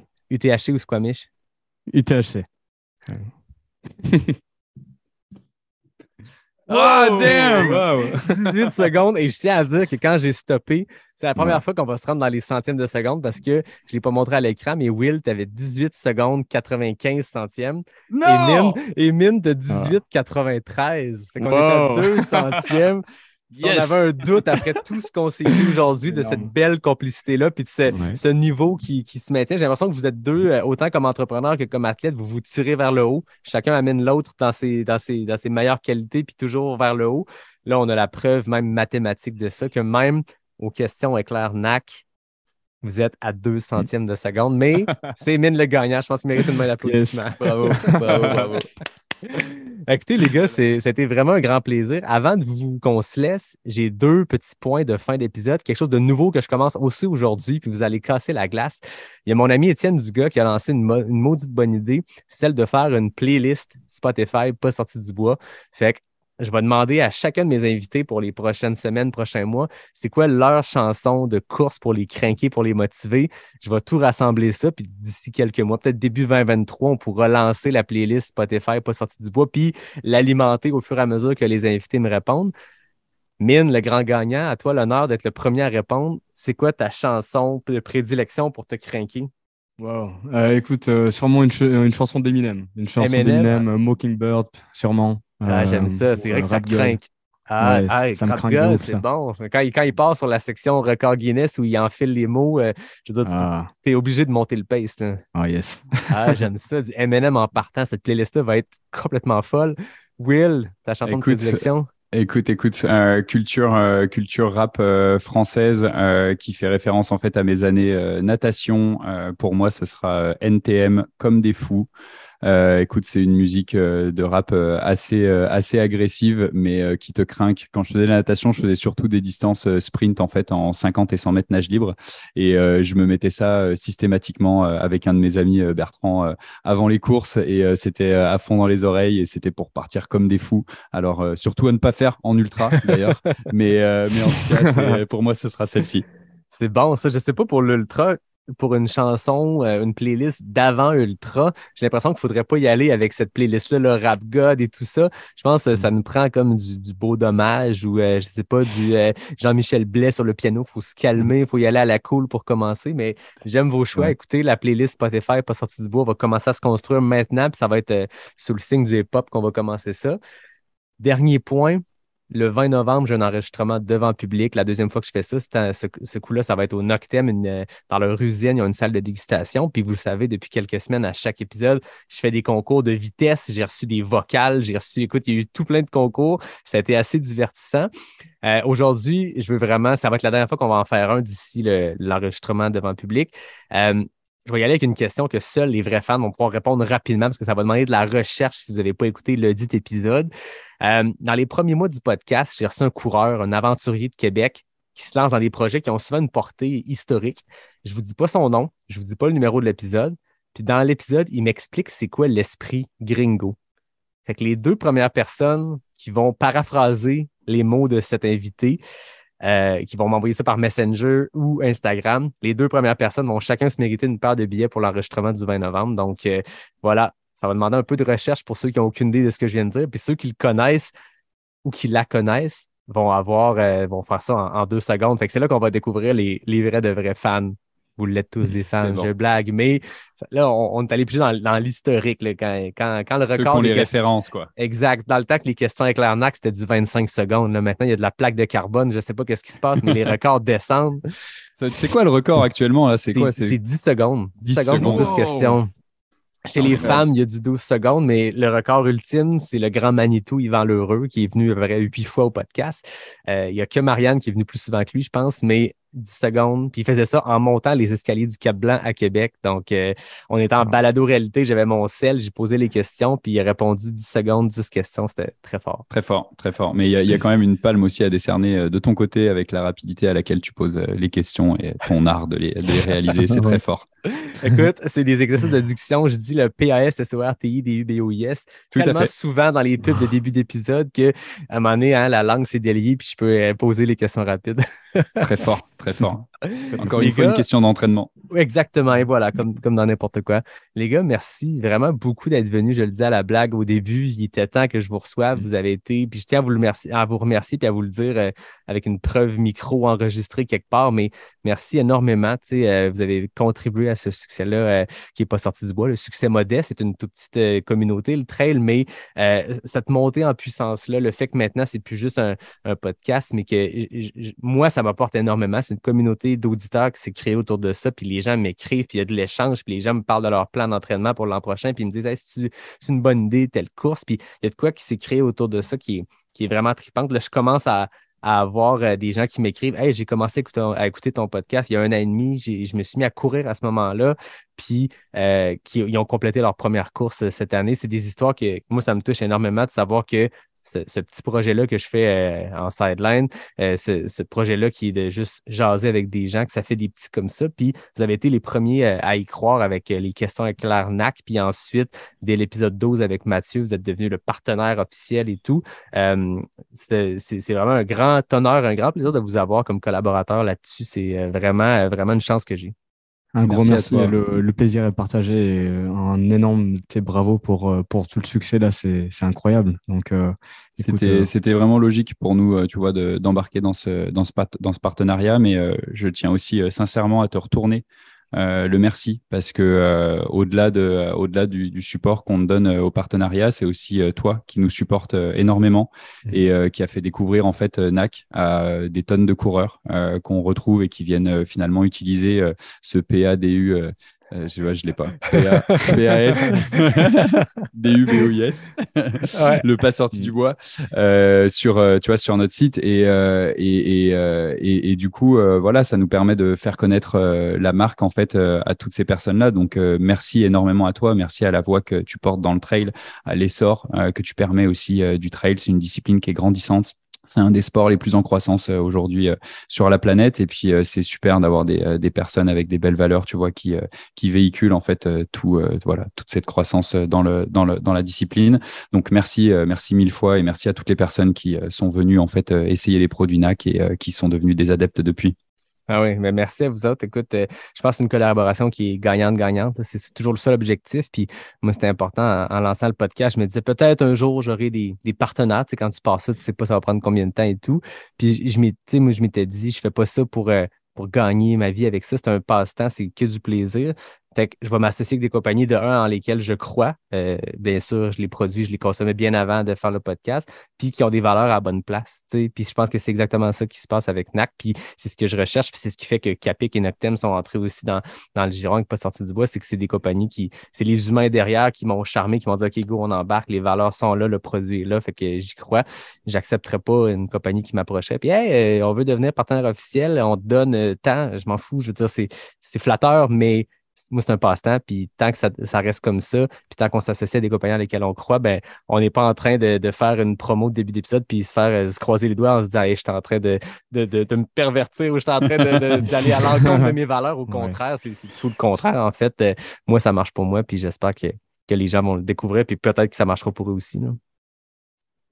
Un gros merci. T'es un passionné et ça fait tellement plaisir, quoi. Genre, comme tu le dis, c'est vraiment tes valeurs, etc.